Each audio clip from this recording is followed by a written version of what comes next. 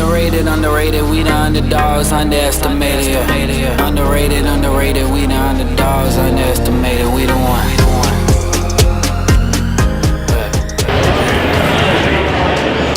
So there is a huge power imbalance going on today that maybe you've realized, maybe you haven't, I don't know.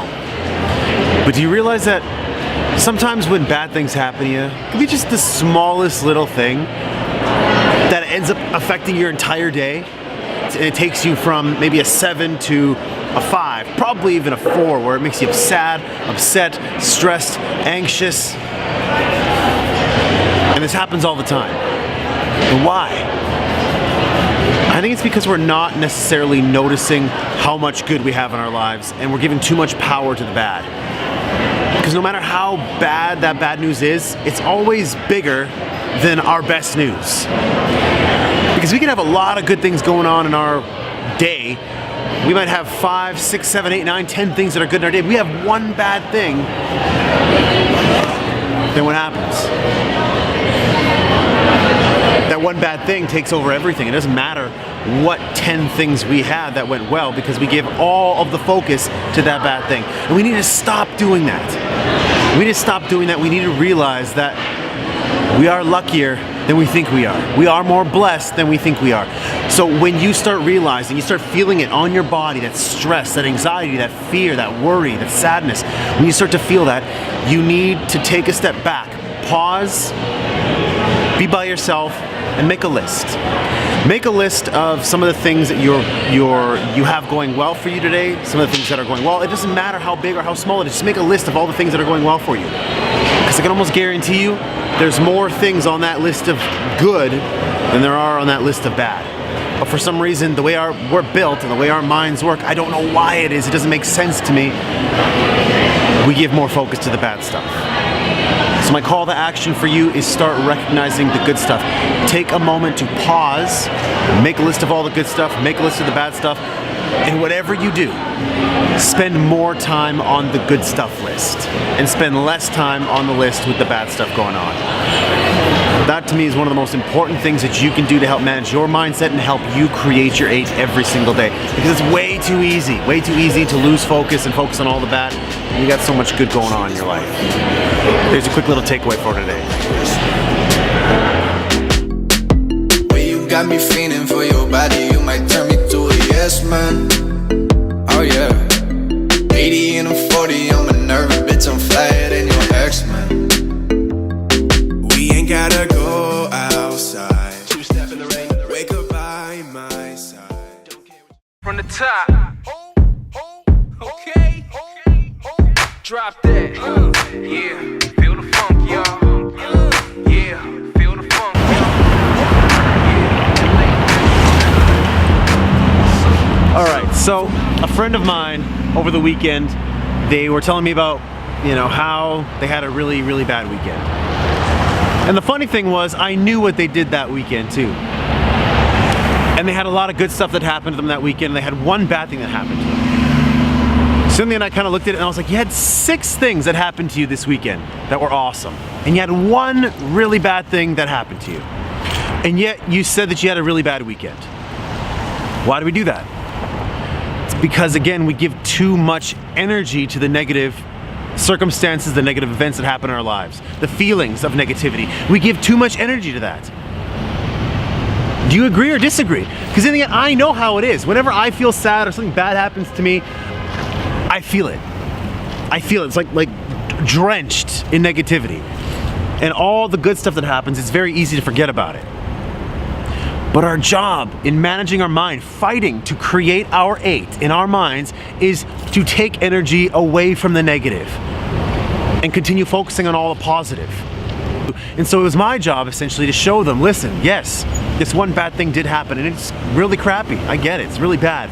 But let's not forget about all the good stuff that happened. And in that moment, they kind of fought me and they said, like, I just want to be angry. I just want to be sad. And listen, if you just want to be sad, you want to be angry, go right ahead. But I believe that you're watching this, and I believe you listen to the Cut the Crap show because you don't want to live that way. You don't want to give power to the negative circumstances that are happening in your life, and you want to try and train your mind to recognize all the positive things that are happening in your life so that you can do great things in your life. That's what it comes down to. You're not going to do anything great feeling negative. You're not going to do anything great feeling sad, feeling depressed, feeling guilty, feeling anxious, depressed, helpless. Does you no good. So don't do like this person did and focus on the one bad thing and ignore all the good that's happening in your life. You got a lot of good going for you. Sometimes you just gotta look for it though. Not haters, I'm switching over like crossfaders to a better time and place where it's safe. And they can't judge you by the color of his face, but by the content of the way that I spit these letters. I'm kicking it with white boys in old Navy sweaters. Ball cap low on my eye cause I'm tired.